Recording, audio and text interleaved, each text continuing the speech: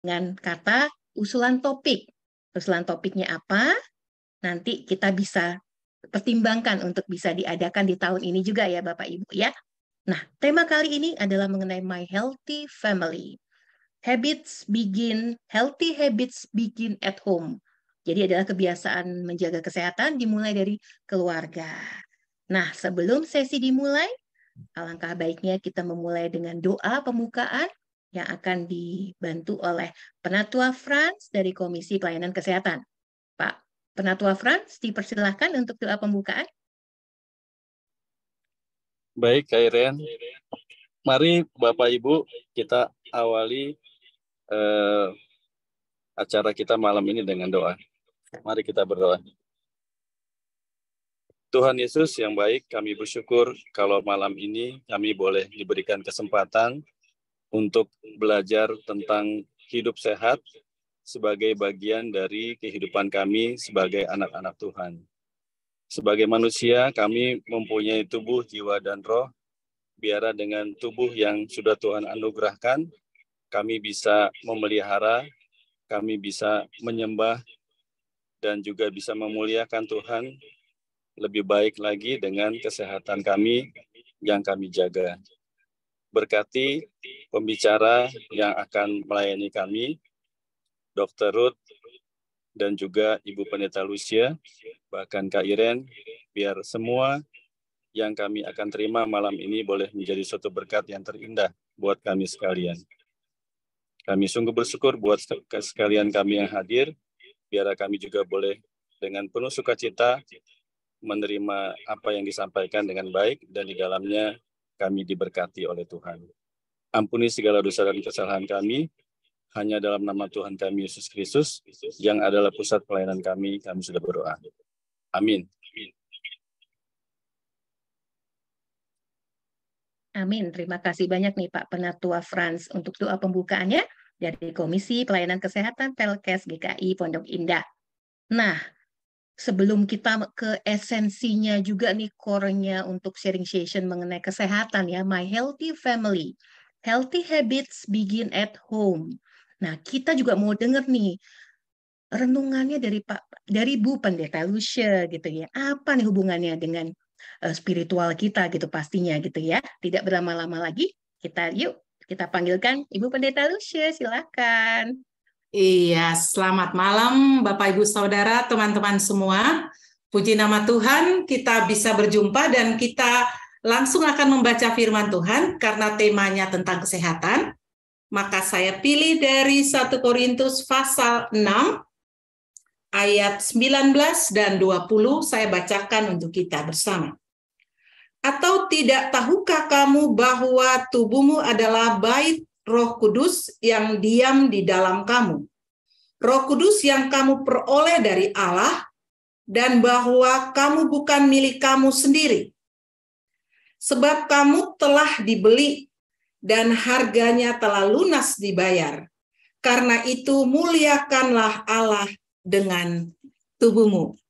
Pembacaan ini adalah salah satu ayat dalam Alkitab yang memberikan kita informasi tentang peduli akan kesehatan tubuh. Jadi kalau kita baca ini, kita jadi ingat nih, bahwa sebenarnya kita diminta tidak saja persoalan rohani, tetapi hal jasmani tentang kesehatan perlu kita perhatikan dengan baik. Maka ada webinar pada malam hari ini. Pendeknya, Bapak, Ibu, Saudara-saudari, bahwa kita sepakat untuk memperhatikan kesehatan kita. Saya seringkali dapat WA dari orang-orang yang dekat dengan saya, mereka selalu katakan, jangan lupa olahraga. Jangan lupa olahraga, makannya jangan kebanyakan. Jadi saya kadang-kadang sebel karena itu pasti kita udah tahu olahraga, makan harus jangan terlalu banyak, atau memilih makanan-makanan yang penting untuk tubuh. Apalagi kalau kita baca Kejadian, kan pada waktu Tuhan menciptakan manusia, Tuhan juga menciptakan bahan pangan atau makanan bagi manusia untuk kelanjutan hidupnya. Sehingga itu sangat penting sekali. Nah, untuk menjaga kesehatan dalam pembacaan firman Tuhan kita pada malam hari ini, penting sekali. Mengapa? Karena ada dua hal saja yang mau saya sampaikan. Pertama, bahwa tubuh kita adalah bait Allah, atau tubuh kita adalah tempat tinggal Allah, bait Allah. Biasanya ayat ini dikaitkan dengan orang-orang yang suka merokok. Kadang-kadang ayat ini dipakai untuk menyerang. Jangan merokok, padahal di situ tidak disebut jangan merokok. Ayat ini berkata bahwa tubuhmu adalah bait Allah. Kemudian yang kedua, tubuh adalah milik Tuhan. Antara bait Allah dan milik Tuhan menurut saya memiliki korelasi ya. Jadi karena kita adalah milik Tuhan, maka Tuhan tinggal di dalam kehidupan kita, dalam tubuh kita, mulai dari ujung kaki sampai ujung rambut. Jadi tidak ada bagian yang tidak dikuasai oleh Tuhan. Kehidupan adalah, atau tubuh kita adalah berkat. Berkat bukan saja persoalan materi, tetapi berkat adalah tubuh yang sehat. Karena dengan tubuh yang sehat, kita juga pasti tahu kita bisa melakukan aktivitas, kita bisa melayani dengan sukacita, dan tentu saja itu untuk kemuliaan Tuhan. Suatu kali saya ditanya oleh teman dekat saya bahwa apa yang mau saya doakan gitu. Dan kalau pertanyaan apa yang mau saya doakan, selalu saya bilang bahwa saya mau sehat, bahagia, umur panjang. Kemudian dia berkata kepada saya, terus apa yang kamu lakukan gitu. Saya diam. Ternyata itu tidak cukup. Tidak cukup saya katakan, tolong dong doain saya supaya saya sehat, bahagia, umur panjang. Ternyata untuk sehat itu ada hal yang harus kita lakukan kan. Bahkan saya ditanya kembali, berapa lama sih kamu ingin melayani? Saya katakan sampai lanjut usia gitu. Dia bilang, loh, kalau pengen lanjut usia berarti sekarang kamu sudah harus punya pola hidup yang bagus dong, supaya kamu sehat sampai lanjut usia dan tetap bisa melayani Tuhan dengan sehat, dengan semangat, dan dengan penuh sukacita.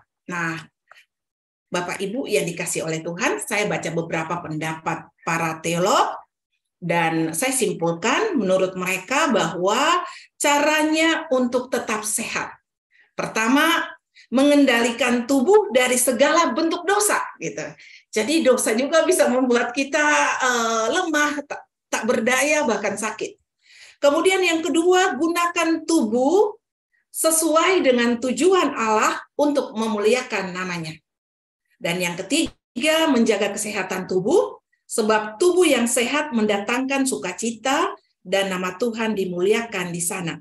Tentu dengan makan yang sehat, olahraga, istirahat, pikiran yang positif, dan lain-lain. Dan saya yakin nanti akan disampaikan oleh Kak Ruth. Nah, tubuh kita sendiri, Bapak Ibu Saudara, memiliki mekanisme yang alamiah atau alami. Saya katakan misalnya, biasanya ada tanda-tanda sih dalam tubuh kita. Kalau kita sudah ngantuk berat kan sebenarnya kita harus istirahat kan, nggak usah cari kopi lagi kan, supaya kita bisa bertahan beberapa jam untuk menyelesaikan tugas kita. Tapi kalau sudah ngantuk berat itu tandanya memang kita harus istirahat. Atau ketika terasa perih, menandakan bahwa perih di lambung menandakan wow, aku harus makan nih gitu. Bibir kita kering, tandanya kita harus minum. Jadi ternyata luar biasa sistem mekanisme alami yang Tuhan buat di dalam tubuh kita, sehingga kita butuh kepekaan untuk itu. Nah, itu hal yang ketiga tadi ya. Dan yang keempat, jaga keamanan tubuh. Maksudnya kita juga hati-hati gitu. Misalnya kalau bepergian naik motor, jangan sampai lupa pakai helm gitu kan. Kita juga harus tahu bahwa jangan sampai aku jatuh atau kepala terbentur, nanti aku tidak sehat bahkan sakit, dan itu akan menjadi pergumulan yang panjang. Dan yang kelima, terakhir adalah jauhi kebiasaan yang buruk. Saya pikir itu cukup, dan selanjutnya saya serahkan kepada Kak Iren. Amin tentunya. Amin, makasih Bu Pendeta Lucia. Jadi action itu juga itu penting, harus balance ya. Jangan kadang diingatkan menohok terus nggak ngelakuin apa-apa ya. Saya tertohok lagi nih Bu Pendeta Lucia. Tertohok juga nih untuk actionnya konsisten, karena konsisten itu penting juga. Thank you banyak Bu Pendeta Lucia. Jadi memang ada sangat memang di firman Tuhan juga dikatakan ya, kita mesti jaga gitu ya. Jaga tubuh kita seperti tadi ya, bait Allah, yaitu dia sangat benar-benar apa namanya, memang itu perintah, bukan nego-nego lagi, itu perintah gitu ya. Baik. Terima kasih banyak nih pencerahannya Bu Pendeta Lucia. Jadi sekarang kita akan memasuki esensi acara malam hari ini. My Healthy Family, langsung dengan narasumber kita, Kakak Ruth Aurelia. Beliau adalah ahli gizi. Nah, ini udah wajahnya itu udah sangat terkenal di GKIPI sepertinya ya, gitu ya. Jadi udah beberapa kali sudah sangat support nih pelayanan di GKIPI. Kakak Ruth, apa kabar? Semoga sehat. Puji Tuhan, baik Kak. Amin. Ya, Kakak Ruth ini sudah tidak sabar nih nunggu sharing My Healthy Family. Narasumbernya Kakak Ruth gitu ya. Jadi My Healthy Habits Begin at Home. Jadi gaya hidup kesehatan gitu. Gaya hidup sehat itu dimulai dari rumah, artinya keluarga. Nah, silakan nih. The screen is yours, Kak Ruth. Oke Kak, terima kasih. Selamat malam Bapak Ibu semuanya. Terima kasih Kak Iren, Pendeta Lucia. Terima kasih juga Educare yang sudah memfasilitasi ya bisa adanya webinar ini. Oke, kita langsung mulai aja ya Bapak Ibu ya. Jadi saya mau share screen.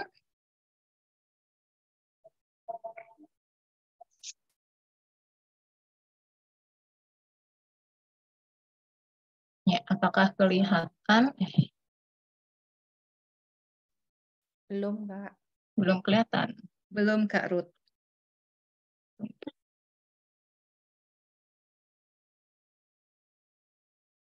Bentar ini.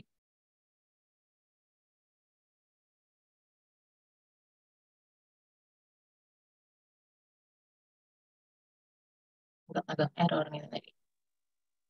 Enggak apa-apa, sambil saya ingatkan kembali ke Bapak Ibu, kalau ada usulan topik untuk bisa diadakan di tahun ini, mungkin boleh usulan topiknya di kolom chat, ya, supaya nanti kita mungkin bisa pertimbangkan, kita gali lagi lebih dalam apakah usulan itu bisa diadakan juga di tahun ini, ya. Gitu. Nah, ini apakah kelihatan? Nah, udah kelihatan. Full screen ya, udah ya. Oke, My Healthy Family. Saya mau ralat dulu tadi ya, bukan dokter yang ahli gizi Pak Frans, karena emang ada perbedaan tugas dan fungsi dokter dan ahli gizi gitu. Dokter itu biasanya sekalian perkenalan nih, karena dulu memang saya kuliah tuh awal-awal zaman-zaman awalnya baru dibuka itu pendidikan gizi. Namun sekarang sudah semakin banyak sekolah-sekolah, universitas yang membuka jurusan tersebut. Jadi fungsinya kalau dokter tuh lebih ke kuratif dan rehabilitatif, pengobatan dan perbaikan pasca penyakit. Tapi kalau ahli gizi itu lebih ke preventif dan promosi kesehatan gitu supaya nggak terjadi penyakit. Jadi kalau dikolaborasikan bisa sangat membantu sebenarnya antara bidang ini. Oke, sehat. Judulnya tadi My Healthy Family. Sehat-sehat itu apa sih? Sehat itu bukan hanya sekedar tidak sakit gitu, bahwa saya bisa berbicara di sini apakah saya dalam kondisi sehat atau tidak. Tidak sesederhana itu. Sehat itu ada bagian, tadi juga Pak Frans sudah sebut ya, kita manusia itu satu kesatuan tubuh, jiwa, dan roh. Saya mau kupas sedikit-sedikit ini untuk yang bagian tubuhnya, jasmani. Sehat jasmani itu biasanya ditandai dengan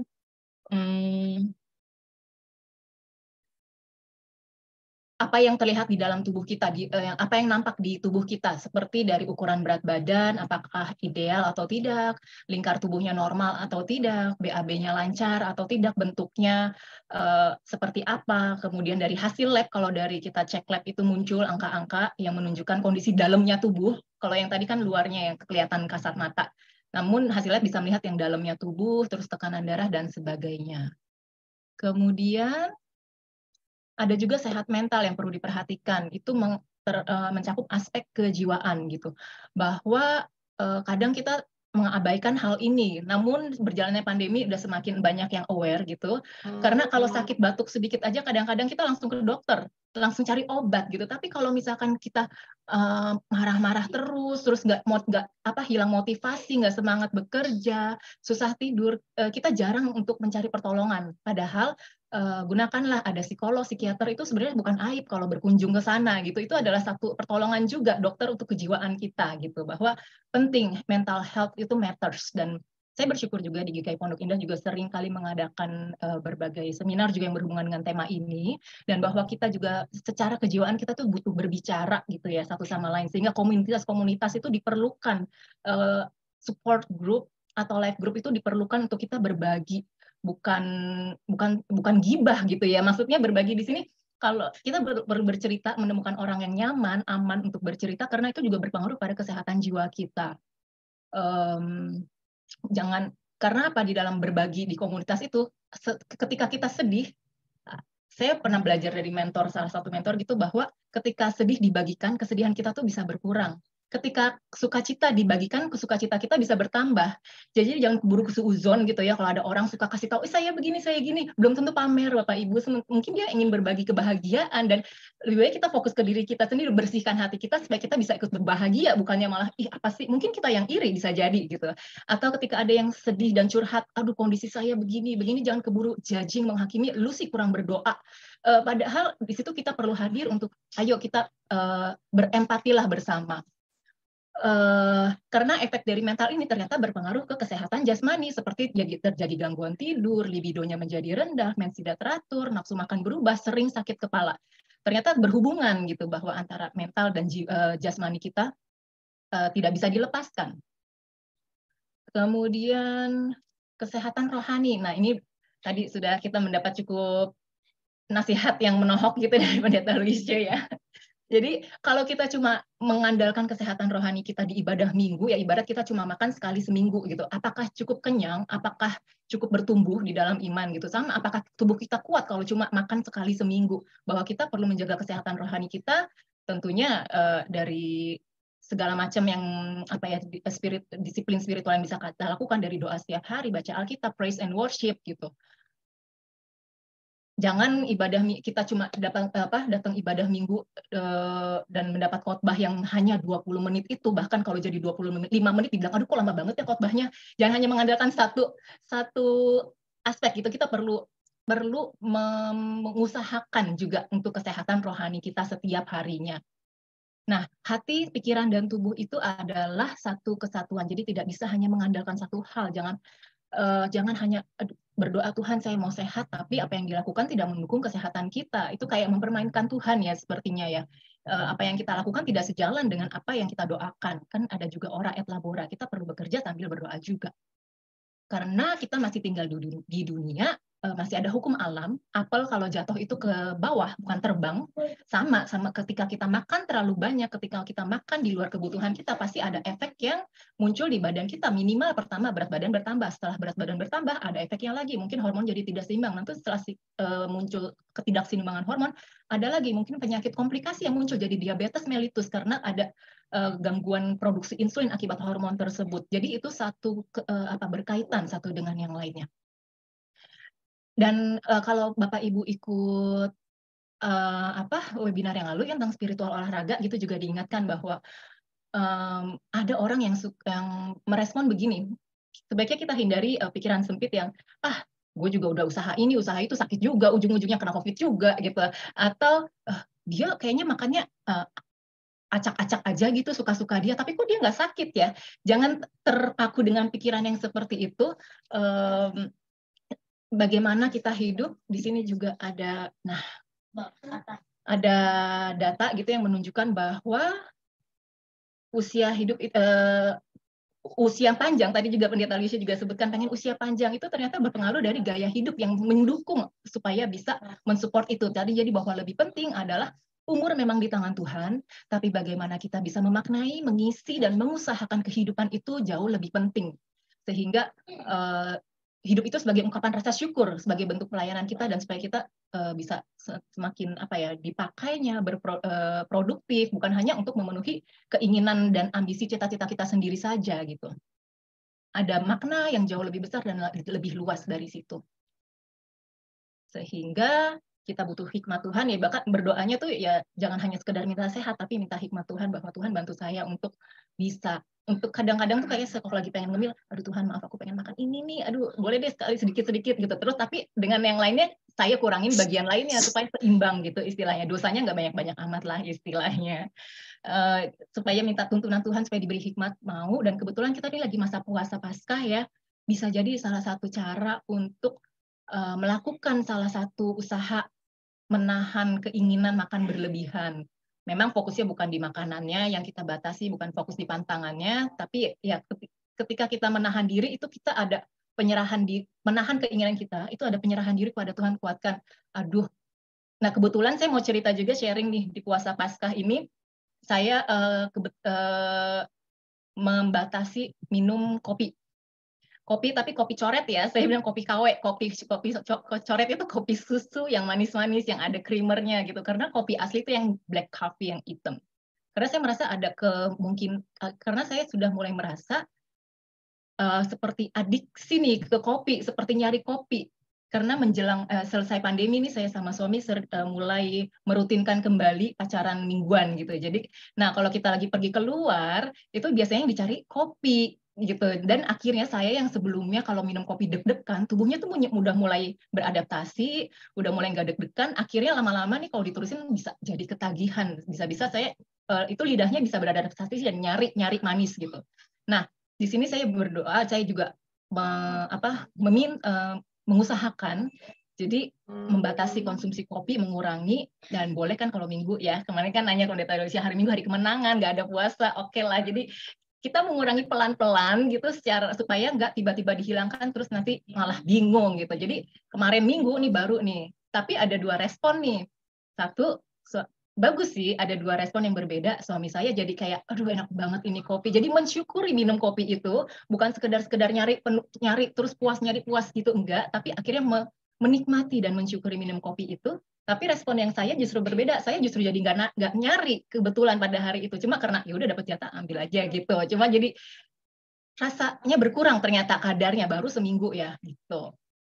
Dan jadi mari kita manfaatkan momen masa puasa Paskah ini juga untuk kita masing-masing kita punya ininya sendiri lah ya, hal-hal yang bikin craving-nya itu yang bisa kita coba.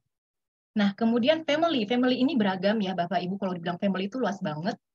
Berdasarkan gender ada laki-laki dan perempuan. Kebutuhan laki-laki dan perempuan itu bisa berbeda, dan memang berbeda karena secara proporsi tubuh laki-laki lebih besar, secara komposisi otot lebih banyak. Jadi kebutuhan energi pun lebih banyak daripada perempuan. Berdasarkan usia, kebutuhan bayi, anak, remaja, dewasa, lansia itu berbeda. Jadi nggak bisa disamakan makannya. Begitu juga dengan penambahan kebutuhan pada saat menyusui dan hamil. Kemudian berdasarkan peran. Nah, peran ini yang sering menimbulkan konflik ya, kakek nenek dan cucu gitu. Kalau kakek nenek, oma opa, saya mau pesan, kalau misalkan sayang cucu, jangan hanya kasih yang menyenangkan hati cucunya, tapi juga yang menyehatkan tubuh cucunya gitu. Jangan disupport sama permen terus, coklat terus, dijajanin donat terus, burger terus. No, itu jadi, apalagi zaman sekarang banyak orang tua sudah mendapat, informasi kan sudah banyak ya, di media sudah banyak, bacaan sudah banyak, orang tua yang zaman sekarang tuh banyak juga belajar dan mencari tahu informasi tersebut, dan bahkan menanyakan kebenarannya ke sana, ke sini, ke dokter, kemanapun. Mari dukung, ciptakan lingkungan yang sehat untuk cucu, untuk anak kita gitu. Kadang ada perbedaan nih antara orang tua, antara kakek nenek dan mama papa. Tolong opung ya, betul, opung, oma, opa, kakek nenek support mama papanya yang sedang berusaha membentuk kebiasaan makan sehat bagi anaknya. Susah loh membentuk kebiasaan sehat dan perlu kita dukung. Jangan, ayo mumpung nggak ada mamanya, udah kasih aja gitu. Hati-hati, itu justru tidak dianjurkan, gitu ya, itu tidak dianjurkan. Nah, begitu juga untuk orang tua dan anak. Orang tua dan anak seringkali kita juga berdebat gitu ya, debat kusir bahwa kamu harus makan ini. Kalau nggak makan ini, kamu nggak boleh gini. Sebenarnya orang tua yang baik itu bisa mencontohkan juga bagaimana bahwa ia juga bisa makan sayur gitu, bahwa bisa makan bersama di meja makan sayur, mencontohkan bahwa ngemil buah itu enak daripada ngemil chips. Jadi jangan hanya suruh makan sayur, tapi orang tuanya nggak mau makan sayur. Orang tua bekerja mati-matian dari pagi hingga malam, bahkan dari pagi hingga pagi lagi, tentunya untuk mendapatkan penghasilan juga untuk dapat memenuhi kebutuhan keluarganya gitu. Usaha yang sebegitu besarnya aja bisa dilakukan. Masa usaha makan sayur aja nggak bisa sih? Kayaknya gimana gitu ya. Coba mari kita sama-sama berusaha ciptakan situasi yang kondusif untuk keluarga kita. Begitu juga dengan suami dan istri. Seringkali tuh kadang-kadang tuh kalau istrinya udah bisik-bisik ke suaminya, udah cukup makannya gitu, tapi nggak didengerin. Jadi kadang-kadang perlu dibilang lewat orang luar. Seringkali kalau komunikasi suami istri yang nggak nyambung soal makan gitu, akhirnya istri ya udahlah, udah biarin aja, yang penting dia nggak marah gitu. Jangan seperti itu juga. Nah, berdasarkan kondisi, memang di dalam satu keluarga itu bisa ada kondisi yang sehat, ada yang sakit. Ini perlu diperhatikan juga bahwa ketika kita mengusahakan kesehatan dalam satu keluarga, bukan hanya satu doang yang berusaha, tapi sekeluarga. Kita perlu support, jadi kalau sakit jangan dibilang ya udahlah, mumpung daripada dia nggak makan, udah kasih aja ini. Akhirnya kasih makanan yang justru bukannya membantu menyembuhkan, membantu tubuhnya menjadi lebih sehat, tapi meningkatkan peradangan. Misalkan ya udahlah, daripada dia nggak mau makan, kasih aja biskuitan ini nih, biskuit yang manis, coklat seperti itu. Padahal itu bukannya justru menjadi energi yang baik buat recovery tubuh, tapi justru malah menambah peradangan di dalam tubuh. Akhirnya sakitnya jadi lebih lama misalkan. Jadi perlu kerjasama berbagai pihak. Kalau memang dia perlu sup, ya udah terpaksa menu hari itu sup, walaupun misalkan ada yang tidak suka hari itu. Perlu saling berempati lah dan bersimpati. Dan begitu juga untuk keturunan. Keturunan itu jangan selalu menyalahkan bahwa kita punya garis keturunan penyakit kanker, diabetes, atau jantung. Bahwa sebenarnya secara genetik, persentase genetik itu lebih sedikit daripada persentase gaya hidup. Jadi kalau memang punya ada genetik penyakit-penyakit tidak menular seperti yang tadi sudah disebutkan, sebenarnya yang lebih dominan itu gaya hidupnya. Ibarat itu pohon akar, udah ada akarnya nih, tapi kalau kita kasih siram terus, kita pupuki dengan gaya hidup dan pola makan yang tidak seimbang, akhirnya ya bertumbuh suburlah itu penyakit. Sementara ketika kita mengusahakan gaya hidup yang lebih seimbang, itu bisa, akar itu tuh bisa ditekan sehingga tidak bertumbuh. Terutama yang biasanya salah persepsi itu diabetes. Jadi diabetes itu yang terutama tipe kedua itu adalah penyakit akibat gaya hidup, bukan karena keturunan. Dan biasanya diabetes tipe kedua itu bukan dari lahir, baru muncul beberapa tahun kemudian. Diabetes yang biasanya keturunan ada yang pertama karena tubuhnya tidak bisa memproduksi insulin. Tapi diabetes yang kedua adalah karena insulinnya tidak cukup untuk mengolah. Itu akibat yaitu tadi pola makan yang tinggi manis, kurang seimbang, tinggi lemak, makanan ultra proses yang diproses, itu berpengaruh lebih dominan dibanding pengaruh keturunannya. Jadi sebagai, kalau kita juga sedang mengusahakan untuk menghasilkan generasi yang lebih sehat, kita perlu menjaga kesehatan kita juga. Karena sedikit banyak juga nanti akan bisa mempengaruhi ke keturunan kita. Itu yang perlu kita lihat dari sisi itunya, dari diri kita, berarti kita perlu jaga supaya nanti tidak menurunkan yang tidak baik ke anak begitu.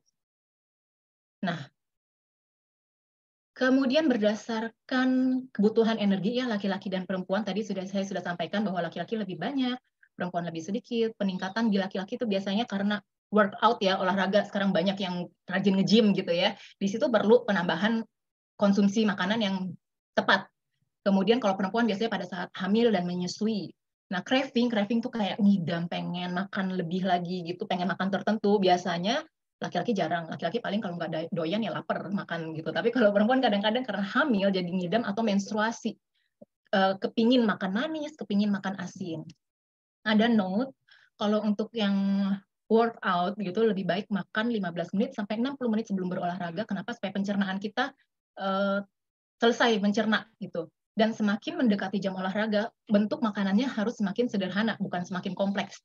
Jadi kalau makan besar sebelum olahraga, diusahakan 2-3 jam sebelum berolahraga, baru olahraga. Tapi kalau misalkan sudah mulai mendekati jam olahraga, ya beri makanan yang sederhana seperti contohnya yogurt atau energi bar seperti itu. Perlu keseimbangan karbohidrat, protein, dan lemak. Dan jangan lupakan hidrasi dan elektrolit. Nah, Yang lagi hit sekarang happening gitu ya, protein powder gitu. Protein powder perlu nggak sih sebenarnya? Kalau bukan olahragawan sejati gitu ya, yang olahraga setiap hari dan emang benar ada tujuan membentuk otot, sebenarnya protein powder itu tidak terlalu dibutuhkan. Karena sebenarnya protein itu bisa kita dapatkan dari makanan sehari-hari. Dan ditambah lagi, protein powder itu termasuk ultra processed food. Ultra processed food adalah makanan yang diproses secara berlebihan, sehingga si yang tadinya kan bentuknya bukan powder, dia sumbernya bisa dari susu, bisa dari kedelai, diproses dengan banyak proses penambahan bahan-bahan, akhirnya jadi powder. Nah, itu yang perlu dihindari sebenarnya dari sisi itunya. Kemudian, ya, note berikutnya, biasanya ini untuk yang menstruasi ya, untuk yang menstruasi. Biasanya tuh pengen makan manis, asin, gurih, atau nyari makanan yang berpati itu seperti roti atau mie, pasta, itu berbeda-beda di setiap orang. Nah, kecenderungan craving ini sebenarnya adalah karena tubuh kita juga kurang seimbang, entah dari gizinya, entah dari hormonnya, sehingga tubuh tuh kayak nyari sesuatu yang bisa memuaskan apa yang kurang nih di dalam tubuh kita. Jadi ataupun misalkan ciri-cirinya itu adalah salah satu beberapa ciri-cirinya kayak mens tidak teratur, kemudian kalau mens sampai meringkuk, sampai harus di kasur istirahat, nggak bisa kerja. Jadi itu adalah salah satu gejala hormonal imbalance yang sebenarnya harus sudah terdeteksi dari awal dan bisa diatasi sejak awal, mungkin dari periode awal menstruasi, sehingga solusinya bisa lebih mudah dibanding kalau sudah ketumpuk dan dibiarkan begitu saja. Ketika kita sudah mulai merasa craving gitu, paling enggak pertama kali kita perlu aware, kita tuh sadar sehingga yang kita masukkan tuh nggak hanya mengikuti keinginan kita, tapi ada ukurannya, ada batasannya, ada panduannya, misalnya nggak bablas. Anjurannya adalah masukkan, biasanya tuh pengen manis, lebih sering tuh pengen manis, jadi anjurannya adalah masukkan karbohidrat yang kompleks, bukan yang sederhana, yang akhirnya bikin kenyang. Kalau kita kenyang, biasanya keinginan untuk makan lagi juga berkurang.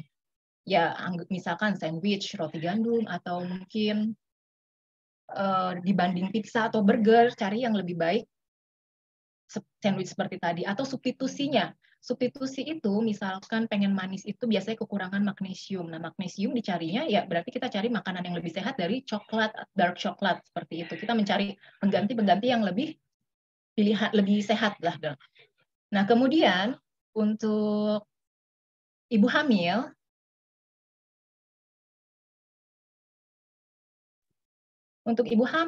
sering dengar nggak kalau hamil makannya double karena ada bayi di dalam perutnya.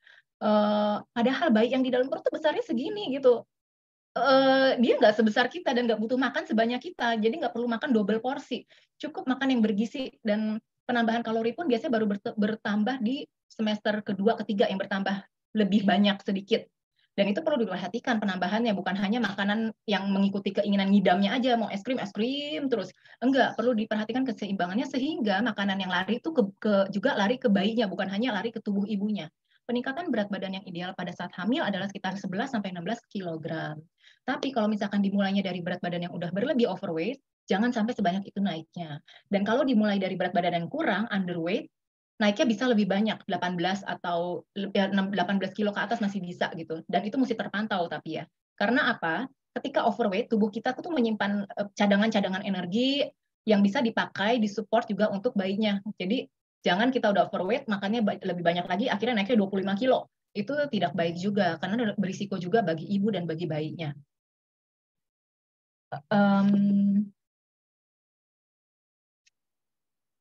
Ya, kemudian yang untuk menyusui, ibu menyusui itu juga perlu memperhatikan pemilihan makanan, hidrasi tentunya perlu banyak minum juga ingat minum minuman yang benar gitu ya, dan bermanfaat, bukan yang manis-manis. Saya nyusui nih terus saya akhirnya pesan Starbucks terus gitu. Ini saya minum nih soalnya saya butuh minum gitu. Ada susunya kan di Starbucks gitu, kopi susu misalkan. Enggak juga gitu, tapi minum yang baik, air putih atau mungkin malah sup-supan, itu kan sup berair tuh, atau kaldu itu lebih bermanfaat. Dan perhatikan kalau ada alergi tertentu, biasanya di bayi itu muncul ruam-ruam gitu merah-merah. Kita juga mesti aware tuh apa yang kita makan sebelumnya ya, sehingga bayi saya tiba-tiba nih merah-merah, karena itu kasihan bayinya menimbulkan perasaan tidak nyaman, cuma kan bayi nggak bisa ngomong, cuma bisa nangis doang. Jadi ibu menyusui juga perlu perhatikan apa yang dimakan, jangan hanya yang disuka aja, tapi juga perhatikan kondisi bayinya, perlu variasi makanan juga. Nah, ini untuk berdasarkan usia, ada banyak tulisan di sini ya, tapi kita coba pelan-pelan kita baca. Untuk anak, ini pertama saya mau coba fokus yang di tengah dulu aja, yang umum. Jadi anak usia 7-9 tahun, jadi ketika dia balita kebutuhannya lebih sedikit, ketika dia remaja kebutuhannya lebih banyak, lihat yang kanan. Jadi patokan tengah itu standar yang tengah. Jadi anggapannya nih, gimana ya anak saya makannya selama ini udah cukup atau belum ya? Contohnya porsi-porsinya mengikuti ini. Untuk remaja, ini saya ambil acak ya, karena kan kebutuhannya sangat bervariasi dari kecil sampai besar, dan bisa lebih detail kalau bisa konsultasi pribadi. Tapi kalau ini saya hanya memberi gambaran umum saja. Jadi kalau yang punya anak balita bisa lihat yang kolom kiri, punya usia anak sekolah bisa lihat kolom tengah, punya remaja bisa lihat kolom kanan, begitupun usia dewasa. Usia dewasa tuh kurang lebih patokan kalorinya tuh 2000 kalori, patokannya boleh coba lihat yang kolom kanan. Untuk lansia, kurang lebih tuh 1500 sampai 1900 bisa lihat kolom tengah. Jadi paling enggak itu secara kasarannya seperti itu. Apa yang harus dimakan, ini sudah ada perhitungannya. Jadi bukan tiba-tiba tebak-tebakan nih, rotinya 2 lembar, telurnya 1, buahnya 1, ikannya 1 potong. Jadi ada hitungannya yang lebih ribet di balik ini gitu. Cuma nggak saya tampilin, pusing lihat ini aja udah pusing, udah banyak tulisannya. Jadi contohnya sarapan, sandwich itu isinya ada roti itu sebagai sumber karbohidratnya, sumber energinya, telur sebagai sumber proteinnya, butter sebagai sumber lemaknya, juga ada selada tomat itu sebagai seratnya. Terus masuk buah, dan susu ini sebenarnya tidak wajib, cuma ini saya cuma kayak kebiasaan yang biasa aja, sekedar buat gambaran bahwa sebenarnya susu 1 gelas aja udah cukup 1 hari. Jangan dikasih susu banyak-banyak terus, ya wajar kalau anaknya jadi nggak mau makan, kalau kebanyakan minum susu. Jadi ini pun tambahan, ada di snack time saya masukinnya, bukan sebagai makanan utama. Nah, kemudian nasi 1,5 gelas, atau setara 1 cup itu kayak kalau di makanan cepat saji gitu ya, atau restoran, biasanya dapat 1 nasi, 1 bowl, 1 cup kecil, itu segitu. Nah, potongan ikannya misalkan 1 potong, dengan, di situ saya tulis grill, di grill minyaknya 1 sendok teh. Jadi kalau menggunakan minyak, jangan dituang langsung dari botolnya, Bapak Ibu. Pakai takaran sendok, karena cukup dengan 1 sendok teh untuk grill 1 potong ikan, supaya konsumsi minyak kita pun terkontrol. Kemudian ada sayurnya di situ, ingat jadi tumis, jadi dengan 1 sendok teh. Nah, snacknya masuk lagi smoothies. Smoothies ini maksudnya smoothies buah sayur, kurang lebih lah takarannya tuh 2 genggam. 2 genggam kalau di blender, ya jadi 1 gelas smoothies. Atau jus lah anggapannya, boleh antara itu. Kemudian malamnya, karbohidratnya dari kentang, kemudian proteinnya dari ayam, kemudian ada lagi sayurannya dari, di sini bayam rebus. Ini saya bikin contoh kalau memang yang ngide banget ya, suka masak gitu, jadi setiap makan makanannya berbeda gitu. Jadi kalau misalkan makanannya sama pun nggak apa-apa. Cuma ini kalau misalkan setiap makan berbeda, setiap makan masak, ya kebutuhannya bisa lebih lengkap sebenarnya, bagus. Jadi lebih variasi yang masuk, karena ini kan nggak double nih, nggak muncul 2 kali ini menu yang di sini. Nah, bedanya apa? Untuk yang golongan kanan, sebelah kanan, untuk anak remaja atau dewasa pada umumnya, jadi kita tambah porsinya nih. Misalkan, oke, sandwich sarapan sama, tapi buahnya jadi 2 nih. Kemudian karena kebutuhan energi bertambah, bolehlah masuk tahu goreng, tahu tambahan protein, plus boleh digoreng. Ingat, goreng itu penambahan minyak, itu menambah lemak dan kalori. Jangan lupa sangat banyak kalori yang muncul dari minyak. Kasarannya, setiap kita goreng 1 potong, bisa menyerap 3 sendok teh minyak. Jadi itu cukup banyak kalori yang dihasilkan dari situ. Itu mudah menyumbang kalori dan lemaknya. Sehingga kalau udah muncul di siang misalkan, malamnya jangan muncul lagi gorengan. Karena nanti terlalu banyak konsumsi minyak yang kita makan. Malamnya pun di sini saya ubah jadi baked potato, bukan mashed potato. Karena tadi kalau mash ya pakai butter lagi, pakai susu lagi, lemaknya nambah lagi. Jadi mesti kita variasikan menu-menu ini, dan yang lainnya nggak berubah ya. Ayam dan saus. Nah, untuk yang anak kecil berarti porsinya kita kurangin. nasinya 1 gelas, ikannya setengah potong gitu kan, nggak seukuran porsi orang dewasa. Kemudian ada penambahan energi juga dari ini, snacknya di ubi gitu ya, itu karbohidrat kompleks yang baik, yang bisa sebagai pilihan. Kemudian kentangnya dikukus, karena dia juga nggak butuh kalori dan lemak lebih banyak dari anak yang gede-gede, jadi cukup dikukus aja, nggak dibikin mash. Kemudian ayamnya setengah, plus tumisan sayuran. Jadi di sini saya pakai patokan minyak itu terkontrol, nggak dituang, nggak banjir minyak. Nah, coba kita perhatikan untuk yang kolom kanan, untuk anak remaja zaman sekarang gitu ya, jajanan di mana-mana mudah sekali, banyak sekali, tapi pilihannya tuh bukan pilihan makanan yang baik gitu. Dia tinggi gula biasanya, tinggi lemak, serba manis, minyaknya banyak, garamnya banyak. Bayangkan kalau dia sudah makan seperti ini, terus dia makan cemilan lagi, snack lagi. Jadi wajar kalau misalkan jadi overweight, ujung-ujungnya obesitas, karena makannya berlebih dari kebutuhan. Belakangan banyak berita disampaikan gitu ya, diabetes anak meningkat berapa persen, 70% ya kalau nggak salah ya. Kalau pola konsumsinya berlebihan, ya wajar angka diabetes itu meningkat. Dan ini bukan hanya sekedar berhenti di situ gitu ya, ini efeknya panjang gitu. Bisa mengaruh ke penyakit-penyakit lainnya lagi. Dan oh ya, dari data yang dibaca gitu, saya tadi juga cari-cari data, 1 dari 5 anak itu obesitas itu di tahun 2018. Mungkin tahun ini lebih banyak lagi. Sehingga memang perlu kita mengatur bagaimana apa yang perlu dimakan anak, karena makan itu bukan hanya sekedar cukup dan kenyang, tapi juga atau enak, nggak hanya sebatas itu, tapi juga harus tepat, sehingga kebutuhan nutrisinya pun terpenuhi.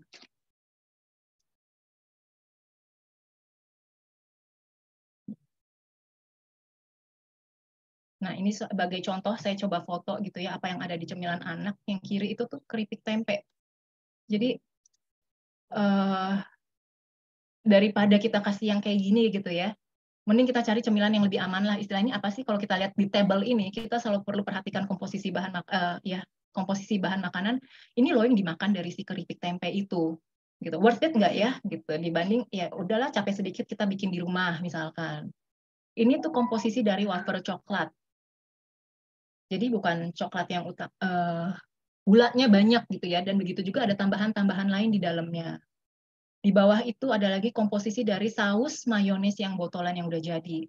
Bahwa sebenarnya ada penambahan ini enhancer, preservative yang sebenarnya itu tidak dianjurkan ya kalau kita menilik mungkin webinar yang lalu ya, kalau masih ingat, atau nanti boleh search di YouTube, kanal YouTube GKIPI gitu ya, bahwa 4P ini tidak dianjurkan, pengawet, perasa, pemanis buatan itu dihindari. Jadi perhatikan apa yang dicemil oleh anak kita, bahkan mungkin kita makan juga sih, ini bisa jadi cemilan kita sehari-hari. Nah, Kak Iren mau tebak-tebakan nih Kak, boleh menjawab kalau ada yang mau jawab. Boleh atau silakan. tidak? Yes. Ada juga jadi ini boleh sih atau tidak ya? Kalau mau di chat atau langsung?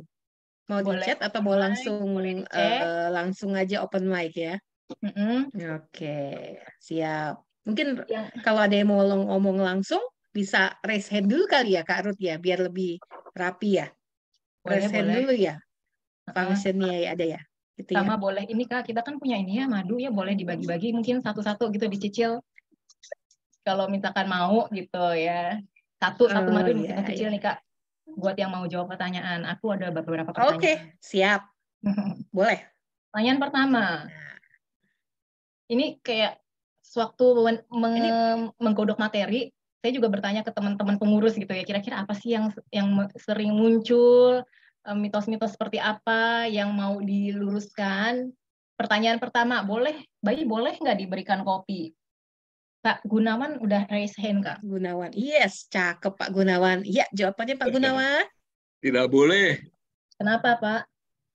Karena kopi itu katalisator perkembangan otak. Anaknya jadi bodoh. Iya, itu. Apalagi, Pak, yang diketahui? Cuma itu saja yang saya tahu. Oke, terima kasih Pak Gunawan. Gimana nih Kak? Boleh Thank you, dapat Pak ini? Gunawan nih. Jadi Boleh. Yang pertama itu biasanya susah loh. Jadi ini kita harus apresiasi juga ya, Kak Ruth ya. Jawabannya benar apa enggak tapi Kak Ruth? oke, bayi boleh diberikan kopi atau enggak? Jawabannya ya enggak boleh gitu. Kenapa? Iya. Kopi itu karena masih sering didengar loh sampai tahun 2023 ini gitu masih terdengar gitu bahwa kasih aja bayinya kopi biar apa sehat, biar apa jantungnya sehat gitu ya. Padahal enggak, bayi tidak diberikan kopi. Kenapa? Kandungan kafein dalam kopi itu bukan untuk bayi, gitu. Untuk dewasa mungkin bermanfaat gitu. Ada orang dewasa yang biasanya lebih bersemangat, lebih mantep lah performanya kalau sudah minum kopi. Tapi ingat kopi ini juga kopi hitam yang bukan kopi yang dengan tambahan segala macam gitu ya, karena itu bukan kopi itu tapi dessert. Saya mau bilang kopi yang dengan tambahan segala macam sampai frostingnya sampai segala macam sirup itu jadi dessert bukan kopi. Kopi itu adalah kopi hitam. Black coffee atau espresso itu memang bermanfaat baik bagi tubuh kita karena meningkatkan energi kita, meningkatkan metabolisme, bahkan fat burner juga gitu. Dan kafein ini juga bukan hanya terkandung di kopi tapi juga teh, soft drink, dan coklat. Jadi perlu dibatasi juga konsumsi tersebut bahwa 4 items itu mengandung kafein. Boleh diperlukan kalau emang butuh boost di pagi hari, tapi ingat ya, kalau minum kopi itu tidak di sore hari ke atas, karena dia bekerja 8 jam ke depan, efeknya 8 jam ke depan, sementara udah menjelang malam tubuh kita butuh istirahat, seperti yang Pendeta Luisia bilang tadi. Semakin malam kalau udah ngantuk bukannya didorong sama kopi, ya berarti butuhnya istirahat, karena tubuhnya sudah minta istirahat. Minum kopi itu di bawah jam 3 sore, jam 4 sore dianjurkannya. Nah, bagi bayi, kalau bayi dikasih, sebenarnya bikin dia jadi lebih terjaga. Padahal bayi kan butuh tidur, lebih cranky. Penyerapan kalsium juga terganggu, denyut jantung juga meningkat. Jadi nggak ada manfaatnya, kopi sama bayi itu nggak ada hubungannya. Entah dari mana munculnya itu gitu. Juga pernah ada di berita gitu kan, bayi diberikan kopi susu. Itu mungkin ibunya ngide karena ada kopinya, juga ada susunya gitu. Padahal susunya di situ bukan susu yang dibutuhkan buat bayi. Akhirnya diberikan kopi susu. Nah, kemudian ada lagi. Ini kita tebak-tebakan aja ya, Mitos boleh. atau fakta nih? Ayo silahkan tebak-tebakan yuk. Mau apa? Bapak Ibu silahkan. Mitos atau fakta? Kebutuhan gizi anak sebenarnya sudah tercukupi dari susu. Gimana nih Kak Ruth nih? Ada yang mau jawab? Ada Kak yang Eka mau... udah resen. Oh, Kak Eka silakan Kak Eka. Susu tidak memenuhi kebutuhan gizi anak belum tentu tercukupi dari susu, tapi ada hal-hal lain yang dibutuhi anak untuk memenuhi kebutuhan gizinya. Oke, thank you Kak. Jadi ada pendapat yang bilang kalau udah minum susu udah cukup lah gitu, dan bahwa akhirnya ya udah minum susu aja terus dikasih bisa berkali-kali dalam satu hari minum susu. Sebenarnya enggak, kebutuhan yang aslinya anak itu dibutuhkan dari makanan yang asli yang saling melengkapi, seperti contoh pola makan yang tadi sudah dibikin. Susu itu hanya sebagai tambahan, pelengkap, atau kasus-kasus khusus yang membutuhkan, misalkan dia memang nggak bisa makan dan akhirnya perlu minuman yang bentuknya cair gitu karena nggak bisa ngunyah, kondisi nggak bisa ngunyah. Dan jadi jangan terpatokan pada susu. Waktu itu juga ada yang berita bayi diberikan susu kental manis gitu ya, bahwa susu kental manis itu bukanlah susu tapi itu gula. Wajar kalau bayinya membengkak karena dia kelebihan gula, kelebihan energi, kelebihan kalori. Jadi keragaman MPASI itu dibutuhkan dari kecil. Pengenalan rasa akan berbagai macam makanan, tekstur, itu dibutuhkan dari kecil supaya kebutuhannya tercukupi, seimbang gitu. Susu itu hanya sebagai rekreasi lah istilahnya ketika dia sudah di atas 2 tahun, bukan yang utama lagi. Kebiasaan anak kecil yang tadi yang perlu kita support dari rumah, bahwa anak kecil tuh nggak tahu kebutuhannya. Mereka cuma bisa pilih-pilih aja, aku mau ini, aku mau itu, tapi nggak tahu sebenarnya ini penting atau enggak. Maka peran orang tua tuh yang penting untuk mengenalkan beragam jenis makanan supaya anaknya nggak picky. Ketika udah picky, nanti susah makan semakin besar, bikin milih-milih terus, dan juga ada zat-zat gizi yang nggak bisa dipenuhi seperti itu. Susah kalau anak semakin picky, semakin besar, semakin picky itu semakin susah mengembalikannya. Jadi mari kita bentuk sedari mula pengenalan bahan makanan, dan sebenarnya itu pun terbantu ketika posisi ibu dari mulai sejak ibu hamil, ibu menyusui, apa yang ibu makan itu sebenarnya bisa sampai ke bayi. Jadi itu udah mulai pengenalan tuh sebenarnya sejak masa hamil, masa menyusui. Nah, ini untuk sebagai contoh aja gambaran data bahwa biasanya dari susu tuh kita biasa tergila-gila gitu sama susu, nyari yang kalsium. Sebenarnya itu memang iklan dari zaman bahula yang masih dipegang, sebenarnya udah nggak cocok lagi di zaman sekarang, bahwa sebenarnya kandungan kalsium di tahu lebih banyak daripada susu kalau kita berbicara dengan angka gitu ya. Kemudian bahwa kandungan gula di susu itu udah ini 17. Gambarannya kalau misalkan dia yang biasa dikasih susu 3 kali sehari, kandungan gulanya tuh sudah diambil sama susunya tok. Padahal kan anak masih makan makanan yang lain. Jadi perlu diperhatikan ketidakseimbangannya itu. Atau minum minuman manis lainnya. Ini benar-benar dicari anak-anak gitu kalau lagi jajan di minimarket gitu. Cari minuman-minuman manis. Termasuk yogurt drink itu sebenarnya bukan yogurt ya. Hati-hati ibu-ibu, yogurt drink itu gula gitu. Minuman kotak lainnya, minuman botol lainnya. Kandungan gulanya tuh udah segini. Nah, hanya dari satu kotak minuman manis tersebut, kebutuhan gulanya sudah hampir terpenuhi. Jadi wajar kalau ada gangguan diabetes di masa depan karena yaitu konsumsi gulanya berlebihan. Nah, coba kalau satu hari dia makannya donat, minumannya ini, kemudian pas lagi jajan gitu ya, jajan di fast food, minum susu, kebutuhan gulanya itu akan berlebih banget nih. Kalau kita lihat yang udah di highlight ya. Ini belum ditambah makanan-makanan yang lainnya. Kebutuhan lemak dari ayam goreng crispy dada fast food, masih detail, udah 34. Sementara kebutuhan lemak bagi anak kecil hanya sekitar 50. Jadi wajar kalau berlebihan. Ini baru dada ayam crispy, belum kentang gorengnya. Belum side-nya yang lain di samping itu lagi gitu. Jadi berlebihan apa yang dimakan dalam satu hari, melebihi kebutuhannya dia. Bayangin aja dari satu potong ayam itu udah sepertiga energi sehari. Ya kan, energi sehari cuma 1.650, tapi sepertiganya udah dihabisin nih dari sini. Iya kalau nggak nambah, kadang-kadang nambah kan gitu makannya. Be mindful gitu, hati-hati dengan apa yang dimakan. Juga melihat lagi aspek lain. Jadi ini berbicara data atau angka ya, kadang-kadang kalau cuma jangan ini, jangan itu, seperti yang dibilang Pendeta Lucia lagi, susah gitu, karena abstrak gitu. Tapi kalau kita lihat angkanya, ternyata natriumnya berlebihan. Jadi berbagai macam risiko penyakit yang bisa muncul itu banyak dalam kondisi kelebihan makanan, kelebihan gizi, kelebihan lemak, karbohidrat, gula, seperti ya penyakit-penyakit yang sudah disebutkan tadi di awal. Nah, ini kutipan dari UNICEF ya, jubir UNICEF, bahwa anak-anak remaja Indonesia tuh memiliki sedikit pilihan makanan sehat dan bergizi, dan banyak orang tua yang belum paham pengetahuan mengenai keputusan makanan terbaik bagi mereka. Sehingga memang perlu promosi-promosi kesehatan, instansi terkait, rumah sakit, sekolah untuk mengenalkan pola makan yang sehat, supaya itu mulai dari rumah, kerjasama sebenarnya. Pemerintah itu sudah ngasih panduan, instansi harus bergerak. Jadi seminar sebenarnya bukan hanya tentang pemulihan dari sakit, tapi pencegahan pun juga perlu gitu. Ibarat kayu yang patah bisa disatukan lagi, tapi dia nggak bisa berfungsi dengan maksimal ketika kayu penyangga itu patah. Dia mungkin bisa disatuin lagi, tapi kalau udah retak, udah patah, dia nggak bisa berfungsi lagi dengan maksimal dan butuh treatment ekstra untuk menyatukan ini kembali. Jadi kalau bisa kita cegah lebih awal itu lebih baik.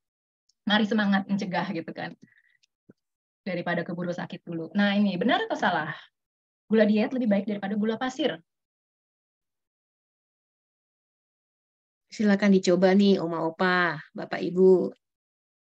Sekalian melatih ya, klarifikasi gitu ya, benar atau salah nih. Mungkin siapa tahu di dapurnya banyak nih gula diet ya. Termasuk saya sepertinya, Kakak Ruth. Gula diet, ada yang mau jawab? Atau ada yang mau coba? Ada yang mau jawab? Atau langsung nih, langsung aja diklarifikasi Kak Ruth. Apa Kak Ruth? Ya, jadi gula diet sebenarnya tidak lebih baik juga daripada gula pasir. Jadi yang penting adalah keseimbangan konsumsi gula gitu sih. Memang apalagi gula diet itu biasanya adalah gula buatan. Gula buatan itu efeknya lebih buruk di tubuh kita karena tubuh kita tuh sebenarnya dikasih gula palsu, tapi nggak ada efek gulanya. Akhirnya kedepannya efek craving, pengen makan manis lagi. Biasanya seperti itu. Kalau kita makan gula buatan, justru malah craving manis lagi. Akhirnya kita mencari makanan lain seperti mungkin biskuit atau sesuatu yang bisa mengobati rasa manis itu. Sehingga gula biasa itu lebih baik dengan penggunaan terbatas seperti itu. Cuman memang kalau berdasarkan sifatnya, gula pasir itu kita pilih yang bentuk lain lah, gula batu, karena apa? Dia lebih minim proses. Atau gula brown sugar, kita cari versi gula arennya. Kenapa? Karena dia indeks lonjakan gulanya di tubuh tuh lebih ringan daripada gula pasir gitu, daripada granulated sugar gitu. Sehingga secara indeks glikemi tidak menimbulkan lonjakan gula darah yang gitu. Jadi ada pilihan-pilihan gula yang lebih baik, misalkan kayak pernah dengar agave, maple, atau stevia, tapi tetap dalam jumlah terbatas. Bukan berarti kalau dapat pilihan gula lebih baik, saya bisa pakai double. Tidak seperti itu. Itu hanya lebih ke sifatnya aja, sifat dan efek ke lonjakan gula darah. Tapi secara kalori, secara efek dari glukosanya sendiri yang kalau berlebihan di tubuh itu juga tetap sama-sama tidak baik. Oke. Nah, ini lebih baik yang mana? Kalau ada pilihan minyak, margarin, mentega, masih suka bingung nggak? Atau udah pernah dengar? Ayo, Bapak, Ibu, Oma, Opa, ada yang mau coba? Minyak, margarin, mentega mana sih yang lebih baik? Nah, nggak bisa mengjustifikasi gitu, minyak lebih baik, margarin lebih baik, atau mentega lebih baik, karena semua itu ada fungsinya yang berbeda-beda. Bahan pembentukannya dan prosesnya pun berbeda-beda. Minyak, untuk menggoreng gitu ya, kalau minyak sih saya mau bilang yang lebih baik itu untuk menggoreng minyak kelapa, bukan minyak sayur. Minyak sayur itu seperti minyak kelapa sawit, minyak canola, atau sunflower oil, pernah dengar, atau soybean oil, minyak kedelai, itu sebenarnya tidak dianjurkan. Kenapa? Karena itu mengandung lemak jahat, mengandung lemak trans yang kalau terakumulasi di dalam tubuh itu tidak baik. Kandungan itu juga terdapat di makanan-makanan cepat saji gitu. Jadi jangan bilang saya sih nggak makan makanan cepat saji itu tuh yang tadi dada ayam crispy, tapi di rumah masih goreng pakai minyak itu sama aja. Lemak transnya ada di situ juga. Kita makan juga. Nah, margarin itu juga bentuk utamanya, bentuk awalnya tuh dia cair. Kemudian dipadatkan sehingga jadi margarin yang biasa kita pakai untuk olesan roti. Nah, proses pemadatan ini itu membuat sifat dari minyaknya itu rusak. Jadi sebenarnya tidak baik margarin, tidak dianjurkan karena dia proses dan pemrosesan itu menambahkan bahan-bahan, juga menambahkan rasa-rasa yang membuat itu sebenarnya jadi produk olahan. Hitungannya margarin itu produk olahan. Itu tidak dianjurkan. Apalagi kadang-kadang tuh ada orang yang suka goreng pakai margarin. Udah ada pakai minyak, pakai margarin lagi, itu double-double deh, dahsyat gitu. Jangan dilakukan. Kemudian mentega. Mentega itu secara sifatnya oke lah lebih baik, tapi ya itu perhatikan konsumsinya karena lemak jenuh yang ada di mentega itu juga kalau berlebihan juga ganggu ke kesehatan profil lemak kita di dalam darah. Nah, ini kalau coba mau cek komposisinya gitu ya, di kemasannya, jadi butter tuh isinya cuma butter sama sedikit garam. Tapi kalau margarin banyak tambahannya. Jadi dia termasuk makanan olahan, margarin. Gitu, jadi tidak dianjurkan sebenarnya. Nah, ini kayaknya di skip aja ya, udah jam segini ya. Atau lanjut ya, atau kita ini Nggak sebentar. apa-apa, lanjutin aja, nggak apa-apa. Nah, ini adalah saya mau bikin contoh pola-pola nebak-nebakan yang biasa kita makan sehari-hari, karena semakin ke sini tadi makanan kita tuh semakin kacau balau gitu ya, pada ada perubahan gaya hidup, perubahan pola makan. Apakah seperti ini atau enggak kira-kira? Saya tebak-tebakan aja sih Oh my kadang-kadang. God, ini Pagi-pagi kayaknya day to desa. Ini saya nih salah satunya nih Kak Ruth. Aduh, oh no. pagi-pagi kita mulai dengan kopi susu, kemudian nggak lengkap kalau nggak ada temennya, kemudian naik rapat di Gorengan. kantor, ya gorengan, makan siang oke lah, aku pilih yang baik misalkan. Tapi sore-sore ngemil lagi kayak mulai ngantuk gitu ya, nyari lagi temen supaya nggak ngantuk gitu. Kemudian iseng-iseng di jalan pulang kantor sambil ngemil, malam makan lagi. Ini kira-kira kebanyakan nggak ya gitu? Nah, kalau dihitung dari kalorinya, saya hitungkan gitu ya, ini kalau di total-total berapa nih? 2.900 kalori Sementara kalau kita pakai patokan tabel yang tadi hanya di 2000 kan. Cuma butuh orang dewasa normal tuh hanya butuh 2000 kalori. Tapi kembali itu tergantung tinggi, berat, usia masing-masing. Tidak bisa spesifik. Kalau mau detail harus konsultasi, ngobrol gitu. Nah, secara kasar kebutuhan orang dewasa 2000 kalori. Tapi kalau yang dimakan kayak begini ya jadi tadi 2900 kalori. Berlebihan. Kalau setiap hari begini terus polanya, wajar kalau ternyata beratnya bertambah. Karena yang dimakan melebihi kebutuhan.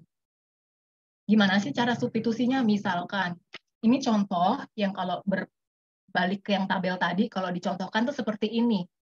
Digambarkan. Tadi si sandwich ini ya, pagi sandwich.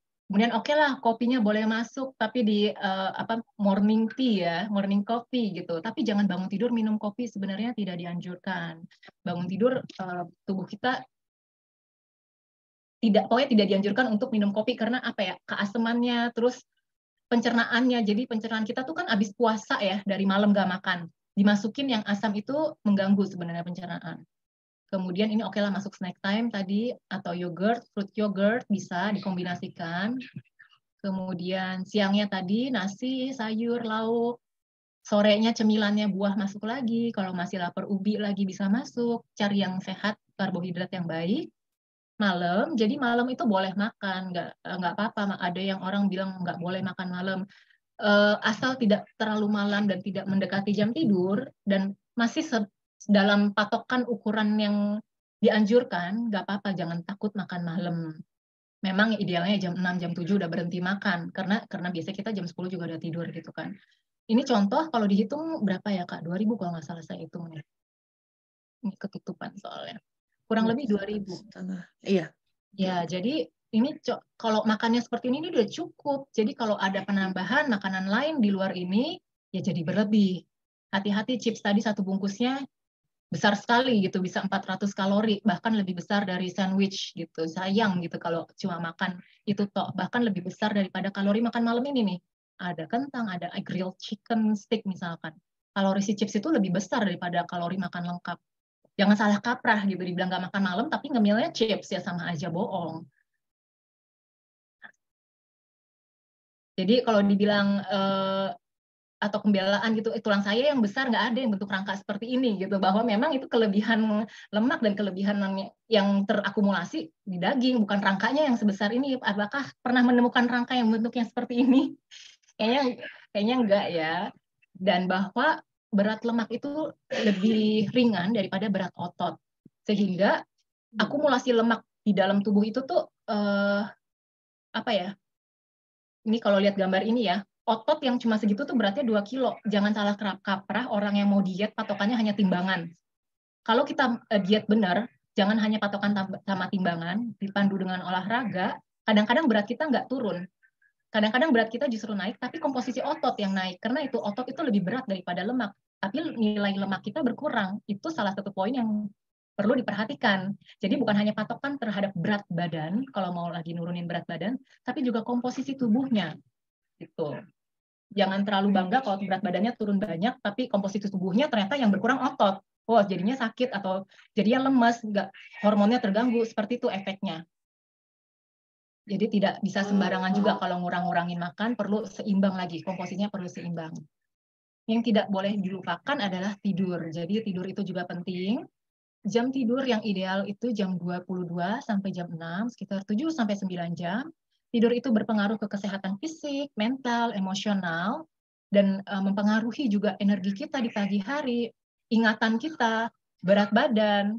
Jadi tidur di jam yang tepat dan cukup tidur itu sebenarnya membantu mengontrol berat badan. Kemudian imunitas kita terjaga, pencernaan juga sehat. Efeknya kalau misalkan kurang tidur ternyata juga pengaruh ke efek-efek penyakit lainnya. Jangan disepelekan gitu ya. Tidur malam itu jangan dibiasakan. Jadi salah satu hormon yang membantu untuk tidur itu adalah melatonin. Melatonin ini dia tuh disekresi, dilepaskan ketika mulai gelap, jam 9 ke atas, jam 10. Makanya badan kita juga udah mau tidur. Jadi itu yang memberi tidur nyenyak. Cara untuk merangsang melatonin itu, kadang ada yang susah tidur gitu ya. Cara untuk merangsang melatonin itu bisa tersekresi malam hari itu adalah dengan bangun pagi kita kena matahari. Jadi ada hubungannya. Jadi salah satu manfaat berjemur itu ada pengaruh juga untuk bisa tidur nyenyak di malam harinya. Seperti itu. Tadi saya sudah sampaikan bahwa hindari kafein di sore hari karena bikin sulit tidur di malam harinya. Salah satu cara untuk menikmati tidur adalah menjauhi gadget sebelum tidur. 1 jam sebelum tidur sebenarnya gadget itu perlu dijauhi karena mata kita itu terpengaruh sama sinarnya. Kemudian berolahraga di pagi hari itu juga membantu tidur yang nyenyak di malam hari. Maksudnya berolahraga di hari itu membantu tidur yang nyenyak di malam hari dan ciptakan suasana tenang dan remang. Itu yang membantu produksi si melatonin sehingga kita bisa mendapatkan tidur yang berkualitas. Jadi bukan hanya tidur lama, tapi harus berkualitas. Itu lebih penting sebenarnya, kualitas tidurnya. Nah, ini kayaknya udah terakhir kayaknya ya. Ini adalah anjuran dari pemerintah yang bisa dibaca Bapak Ibu, mungkin juga kalau mau search di internet juga banyak. 10 pedoman gizi seimbang. Jadi bukan 4 sehat 5 sempurna lagi ya, itu udah kadaluarsa. Yang di sini lebih seimbang, lebih lengkap, boleh dibaca. Jadi mulai konsumsi aneka ragam makanan pokok, tidak terpatok hanya kepada nasi, tapi juga tadi mulai variasi ke ubi, singkong, yang lainnya. Batasi konsumsi panganan manis, asin, dan berlemak. Ini sumber pencetus berbagai macam penyakit jika dia terakumulasi di dalam tubuh. Lakukan aktivitas fisik yang cukup dan pertahankan berat badan ideal. Oma Upa juga tetap perlu berolahraga ya, supaya semakin kuat badannya karena ototnya sudah berkurang kan. Biasakan mengonsumsi lauk pauk yang mengandung protein tinggi. Cuci tangan, tentu ini kita udah rajin ya, mungkin semenjak pandemi gitu. Kemudian biasakan sarapan pagi yang sehat, minum air putih yang cukup dan aman, perbanyak makan buah dan sayur, dan biasakan membaca label pada makanan kemasan. Seperti tadi, akhirnya kita tahu komposisi butter dan margarin. Itu perlu kita baca. Jangan sekedar beli makanan atau berdasarkan mereknya, tapi perlu kita baca komposisinya.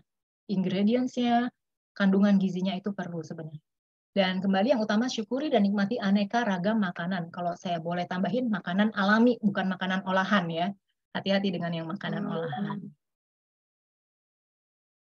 Sudah selesai, Kak. Saya mohon maaf ngomongnya ngebut ya, saya takut waktunya habis. Wow, iya. Tapi nggak apa-apa. Thank you loh, Kak Ruth. Pemaparannya singkat, padat, jelas nih, semoga ya. Tapi ini kayaknya udah nggak tahan ya, ada beberapa pertanyaan di chat, kita langsung bacakan aja ya, Kakak ya.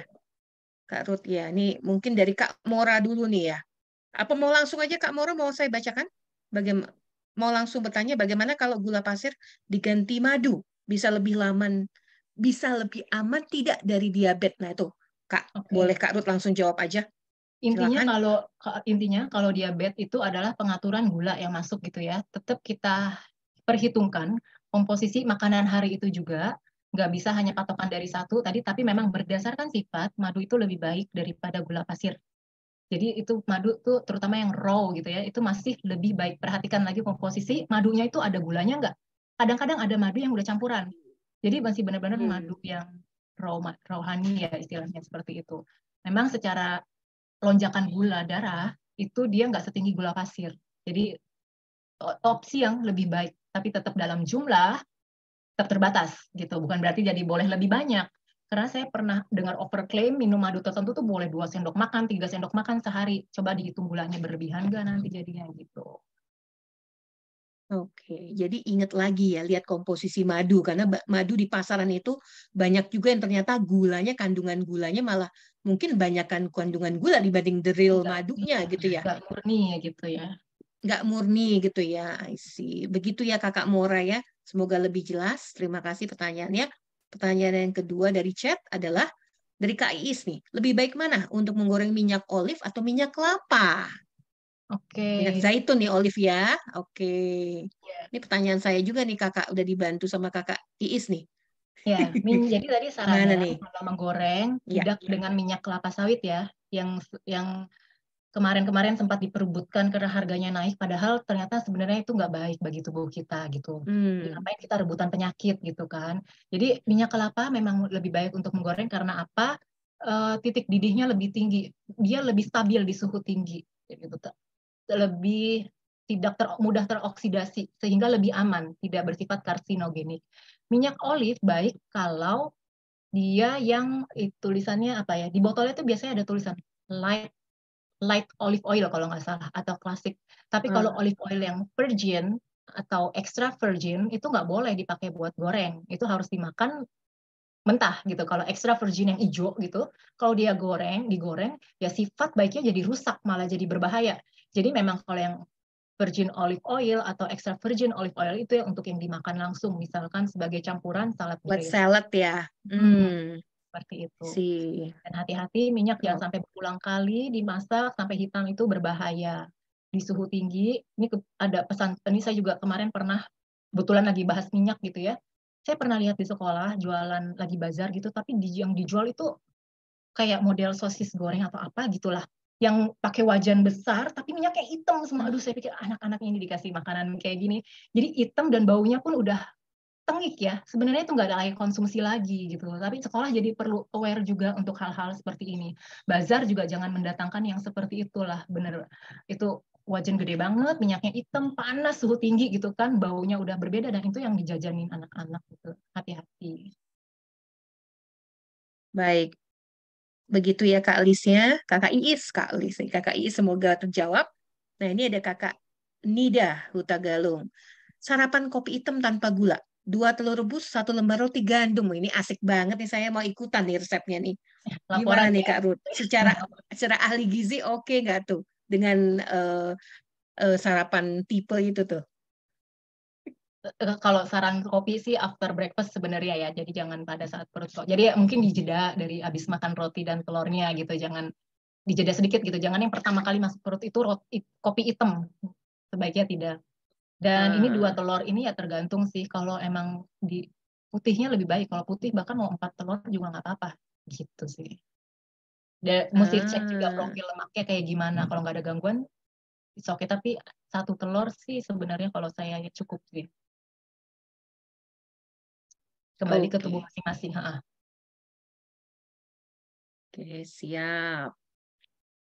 Terjawab ya Kak Nida ya, mungkin besok ditambahin apa tadi 1 telur rebus aja, jangan 2. Mungkin yang 1 boleh buat siang kali ya. Gitu ya Kak Ruth ya. Jangan lupa biar belum kombinasi. Belum masuk seladanya, sayurnya tomat atau selada gitu. Oke. Terus bisa dikasih tadi ya minyak virgin apa? Olive oil itu tadi ya? Kalau tadi itu boleh ya? olesan roti tadi misalkan pakai butter ya boleh, asal ya olesnya kan secukupnya gitu. Jadi butter tuh yang Tipis gitu ya, tipis-tipis gitu ya. Ya, jadi olesan roti daripada margarin saya anjurkan butter. Oke. Nah, ini ada yang mungkin ini maksudnya ini saya bantu langsung sampaikan nih Pak Supriyadi, izin bertanya. Jikalau kita tidur jam 8 malam lalu terbangun pukul 2 dini hari, setelah itu tidak dapat tidur dan baru bisa tidur kembali di siang hari, apakah wajar? Nah, ini Pak Supriyadi bertanya gitu tuh, terbangun jam 2 pagi gimana tuh? Tidurnya lebih awal tuh Kak Ruth. Ini jadi kalau yang model personal kayak gini lebih enak kita sebenarnya ngobrol langsung gitu ya, karena perlu diruntut dulu nih kenapa tidur jam 8 biasanya. Biasanya orang tua lebih cepat tidur tapi lebih cepat bangun gitu kan. Nah, kenapa jadi udah di jam 8? Apakah aktivitasnya lebih banyak atau banyak hal sih seperti itu, tapi idealnya tuh nggak seperti itu. Berarti ada ketidakseimbangan yang bikin jadi susah tidur. Itu perlu ditilik sebenarnya apa ya, karena idealnya tidur ekspor lebih lanjut ya. Lagi nggak bisa hanya Oke, begitu Pak Supriyadi. Nanti mungkin offline ya, tanya ke Kak Ruth kali ya. Kapan ya nanti bisa kalau malu siapa tahu di sini takutnya mungkin apa kerjaan lagi banyak gitu kan, bisa jadi misalnya kami nih yang kerja kantoran gitu kan, udah lelah nih sampai rumah macet 3 jam di jalan, terus sampai rumah udah mandi bentar jam 8 tidur, nggak bisa tidur Kak, ya kayak gini mungkin case-nya, mungkin loh ya, tapi benar ya perlu dieksplor lebih lanjut ya kenapanya gitu ya, apakah itu menjadi pola atau hanya tertentu aja gitu ya Kak Ruth ya. Tadi di bagian tidur tuh saya ada gambar ketika di kantor mikirnya kasur, tapi di kita kasur mikirnya kantor gitu kan. Terlalu banyak pikiran yang di ini. Overthinking ya, atau overthinking ya Kak ya, beda lagi tuh ya. Oke, baik. begitu Pak Supriyadi. Ya, semoga mungkin bisa kalau mau konsultasi japri gitu ya, mungkin bisa konsultasi langsung ke Kak Ruth gitu ya, kalau mungkin di sini Ya, silakan kalau biar mau. lebih leluasa gitu ya Pak Supriyadi ya. Boleh Oke, nggak nah ini saya ada Kak. bertanya? Oh, King San. boleh, silakan nih siapa ini? King San, saya King San. Oh iya Pak Mantap. Kingsan, silakan. Ini mungkin ini agak kontroversial juga sih. Saya kadang mau bertanya takutnya nanti malah mengganggu pendengar yang lain. Wah, ini menjadi kok sesuatu yang berlawanan banget dengan nggak berlawanan banget sih apa yang Ruth tadi jelaskan betul bahwa kita perlu seimbang, perlu mineral. Cuman saya pernah mungkin Ruth bisa jelaskan nanti pernah dengar nggak yang istilah autofagi sama carnivorous diet? Pernah. Oh ya, udah itu Pak pertanyaannya, bagaimana dengan autophagy dan carnivorous diet gitu ya? Ya. Oke, thank you Pak pertanyaannya. Saya jawab pengetahuan saya aja ya. Bisa. Jadi mungkin bukan kalau ada yang lain mau melengkapi silakan. Untuk autofagi itu biasanya ini agak susah menjelaskannya dalam bahasa yang bukan medis ya. Jadi secara gampangnya aja gitu. Sebenarnya ada efek baik juga dari autofagi itu. Jadi yang kalau bekennya tuh sekarang intermittent fasting gitu ya, akhirnya menyebabkan kondisi tubuh autofagi, itu ada efek baik ya sebenarnya. Di beberapa kasus berdasarkan apa yang pernah dialami. Tapi tetap kembali kalau saya anjurkan itu bukan untuk everyday gitu, bukan untuk seumur hidup setiap hari melakukan itu, tapi dalam kondisi tertentu aja. Misalkan mau memperbaiki kondisi tertentu. Ada yang bilang itu efeknya baik ke gula darah, misalkan ke respon gula darah, ataupun ke berat badan. Memang sebenarnya. Tapi lakukan periodically aja. Jadi bukan intens dilakukan sih, saya anjurannya seperti itu. Boleh dilakukan memang secara jangka waktu tertentu dilakukan, itu memberi manfaat baik bagi tubuh. Tapi juga perlu dengan pengawasan, jadi dengan kontrol juga, jangan asal-asalan aja. Kita juga perlu tahu dan mesti peka terhadap respon tubuh. Kadang kita perlu data awal, data lab juga, jadi nggak sembarangan juga gitu kan. Supaya tahu nih perubahan-perubahan apa yang ada di tubuh akibat melakukan itu. Boleh dicoba kalau berani silahkan. Saya sendiri pun melakukan jeda makan tuh minimal 12 jam. Anjurannya tuh kayak gitu. Jadi kalau berhenti makan di jam 6 sore, boleh makan lagi di jam 6 pagi. Jangan terlalu, itu waktu yang ideal sebenarnya untuk tubuh bisa maksimal melakukan penyerapan, pencernaan, dan metabolisme. Kalau dibilang kan itu udah IF ya sebenarnya 12 jam. Tapi ya itu pola yang ideal sebenarnya ternyata seperti itu. Jadi IF yang macam-macam, ada yang 24 jam, ada yang 16 jam. Dalam pengawasan bisa boleh dilakukan. Nah kalau karnivor sebenarnya saya nggak terlalu setuju bagi saya ya. Kita manusia bukan karnivor. Jadi ketika diet-diet yang seperti itu, efeknya tuh nanti bisa ada. Ketahanan tubuhnya seberapa banyak? Jangan salah, banyak pasien akibat diet keto akhirnya ada gangguan jantung atau ginjal, cuma nggak ketahuan aja, nggak kesebut aja. Kadang-kadang malu bilangnya gitu. Jadi karena dulu-dulu menggadang-gadangkan ini nih, tapi sebenarnya tubuh kita tidak diciptakan untuk seperti itu. Gitu. Karena kita bukan singa. Oke, saya sih pernah ya melakukan yang autofagi. Autofagi itu yang saya lakukan saya lakukan 48 jam. Hanya minum dan makan vitamin, bersedia suplemen-suplemen lah ya, vitamin dan suplemen-suplemen aja yang saya makan dan minum. Yang lainnya enggak, selama 48 jam. Dan memang terasa enak sih ke badannya setelah itu. Nah sekarang sebetulnya nih hari ini saya lagi masuk yang kedua kali nih. Kedua kali. Ini hari yang kedua, ini udah jam ke-24. Jam ke-48. Karena saya dinasihatkan kalau mau optimum melakukan itu tuh harus 72 jam. Jadi besok malam nih ke 72 jam. Tapi setelah terusan aja saya nggak merasakan apa-apa. Memang saya misalnya omega tetap saya makan, vitamin D plus K2-nya saya makan, B kompleks saya makan, minum juga, ya vitamin C, ginkgo biloba, ya suplemen itulah ya. Masih saya itu memang saya minum sih. Jadi sama sekali badan saya nggak merasa lemas atau apa sih, biasa-biasa aja sih.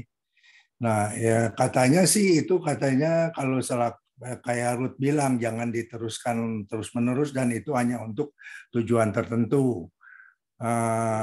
Ya itu memang katanya kalau langkah baiknya dilakukan misalnya 2 minggu sekali atau sebulan sekali saja. Sedangkan ada yang melakukannya itu sampai 15 hari tapi itu untuk penyakit.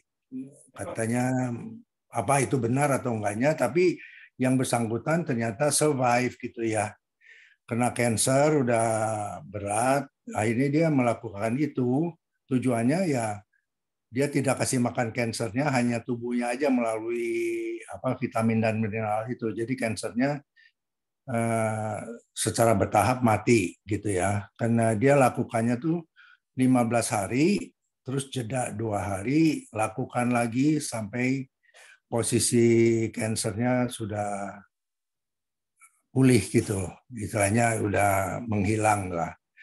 Ya, itu saya nggak tahu, karena saya sendiri belum melakukan. Kalau Ruth udah pernah dengar hal ini nggak? Kalau yang untuk cancer memang ada yang, atau penyakit lain juga ada gitu, tapi harus dengan pengawasan Pak. Saya nggak berani. Ya betul. Orang itu harus benar-benar dipandu gitu. Iya, ada yang didampingi juga karena mineral apa yang perlu dimakan, apa yang perlu diminum ya, betul ya, itu ada ya. Jadi memang kalau dalam kondisi tersebut tuh tubuh tuh kadang kalau dalam posisi yang tubuh kita pintar seperti yang di awal tadi Pendeta Luisya bilang gitu. Dia tuh sebenarnya bisa recover gitu. Tapi jadi ketika dalam kondisi tertentu dia bisa kayak ke-trigger untuk memperbaiki sel-selnya. Nah, kondisi tertentu ini mesti kita awasi juga, aware dengan perubahan yang ada juga nanti gitu.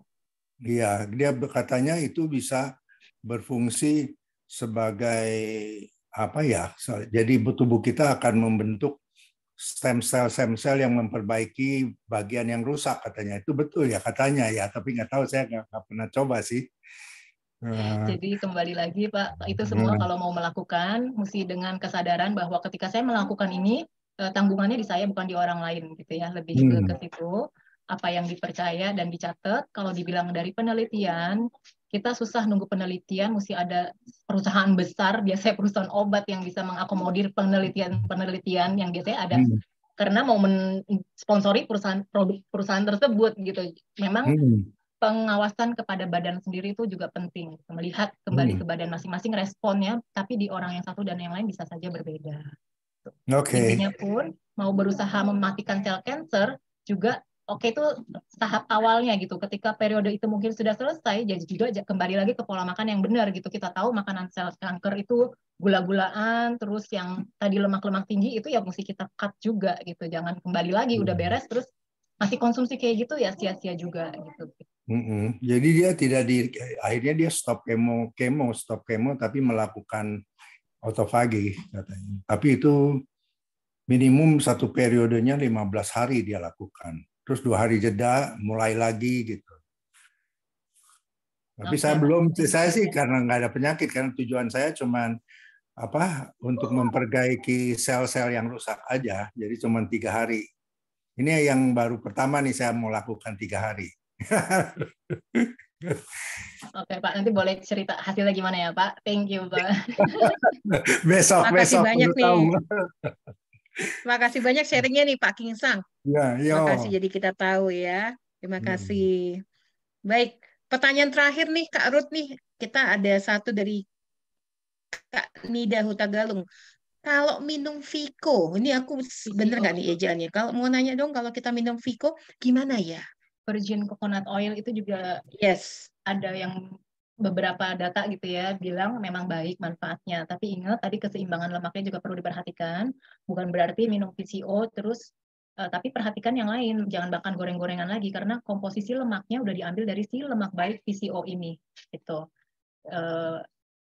Kalau mau lebih detail memang ada hitungannya, si 1 sendok makan atau 1 sendok teh minyak ini itu udah setara dengan berapa banyak fat dan berapa banyak energi gitu. Dan ini juga udah ada dijelasin ya tadi yang untuk olive oil Jadi yang light itu untuk goreng bisa, yang medium itu untuk tumis, jadi suhunya nggak terlalu tinggi, yang virgin bisa untuk salad tambahan sebagai pelengkap. Thank you, Kak. Mantap. Begitu ya Kak Nida ya. Jadi tetap dilihat dulu ya berapa ini kandungannya ya tadi ya. Nggak langsung pakai Vico minum virgin coconut oil udah aman gitu ya. Belum tentu ya, dilihat dulu ya. Baik. Nah, nggak berasa nih sudah jam 8:30 lewat nih Kakak. Jadi kita juga mau menyampaikan semuanya terima kasih ya udah antusias sampai malam hari ini gitu ya. Mau menyampaikan juga nih bahwa hari Senin depan kita mengundang juga nih peserta untuk mengikuti Zoom Webinar Educare berikutnya mengenai puasa. Pas banget ya kita menuju sedang masa Prapaskah gitu ya, mengenai laku spiritual masa Prapaskah. Bekerja sama dengan panitia Paskah pastinya. Jadi setiap hari saksikan ya, stay tune. Hari Senin jam 7 malam juga pastikan teman-teman semuanya nih, opa, oma, kak, bapak, ibu, kakak, adik semuanya hadir di sini ya untuk Zoom mengikuti laku spiritual di masa Prapaskah. Kerjasama itu program dari Theoducare ya. Dan yang pastinya kita tetap bergabung dan membangun spiritualitas kita bersama-sama di GKI PI. Gitu. Nah, sebelumnya nih kita ucapin selamat nih. Ada 3 hadiah yang kita bisa berikan ya kakak-kakak panitia nih. Makasih banyak nih kakak-kakak panitia udah ngasih ilmunya, ngasih hadiah juga loh. Temanya nggak jauh-jauh, madu. Tuh, 3 madu kita berikan kepada Pak Gunawan. Selamat Pak Gunawan sebagai penanya pertama tadi. Lalu kepada Kak Eka. Terima kasih tadi yang kedua, lalu yang ketiga pertanyaan yang di chat Kakak Mora. Gitu ya. Selamat ya. Hadiah akan kami titipkan di gereja GKI Pondok Indah mulai hari Minggu besok. Ingat ada batasnya. 2 minggu kalau nggak diambil buat moderator dan buat Kak Ruth. Oke? Jadi pastikan minggu besok langsung diambil sebelum kami ambil duluan. Baik? Gitu ya. Selamat ya. Teman-teman semua bertiga tadi Pak Gunawan, Kak Eka, Kak Mora untuk partisipasinya. Ditunggu hari Senin berikutnya. Nah, sesinya sudah mau berakhir. Bapak Ibu, kita mau undang Ibu Pendeta Lucia untuk menutup sesi acara malam hari ini, Educare malam hari ini. Semoga sharing sessionnya juga berguna buat kita dan kita langsung eksekusikan nih. Pendeta Lucia, boleh dibantu untuk doa penutup? Silahkan. Oke, baiklah, mari kita berdoa. Oke. Allah Bapa yang Maha Baik, kami bersyukur karena pada malam hari ini kami mendapat berbagai hal berharga dalam kehidupan kami. Kami tahu bahwa hikmat Tuhan berikan kepada kami supaya kami tahu dan mampu untuk menjaga kesehatan kami masing-masing dan keluarga kami. Biarlah ini bukan sekedar sebuah webinar saja, tetapi ini menjadi sesuatu yang penting dan dapat kami ambil, dapat kami maknai dalam kehidupan kami, dan tentu saja kami lakukan dengan sungguh-sungguh. Karena kami tahu hidup kami untuk memuliakan nama Tuhan. Berkatilah Karut yang telah menyampaikan bagi kami, hikmat Tuhan beri senantiasa, sehingga Karut semakin bertambah-tambah pengetahuan untuk menyampaikannya kembali bagi kami di waktu-waktu yang akan datang. Terima kasih untuk kasih Tuhan bagi kami, dan kami bersyukur malam hari ini di dalam nama Tuhan Yesus. Amin. Amin. Nah, Makasih, amin. Terima Ruth. kasih banyak. Terima kasih Bu banyak. Pendeta. Iya. Baik, sehat-sehat semuanya. Bapak, Ibu, Om, Opa, semoga udah mendapatkan klarifikasi ya. Jadi Ya, mulai sekarang nih kalau ngasih juga. jajanan, kalau ngasih jajanan, lihat-lihat dulu ya. Diperhatikan ya, jajanan yang dikasih ya. Buat cucu-cucunya, buat anaknya, buat ponakannya. Dan saya juga terutama, kami juga ya belajar. Thank you loh Kak Ruth. Makasih Bu Pendeta Lucia, Kak Riani, Kak Glenn, panitia semuanya. Sama-sama. Sampai bertemu lagi. Semuanya.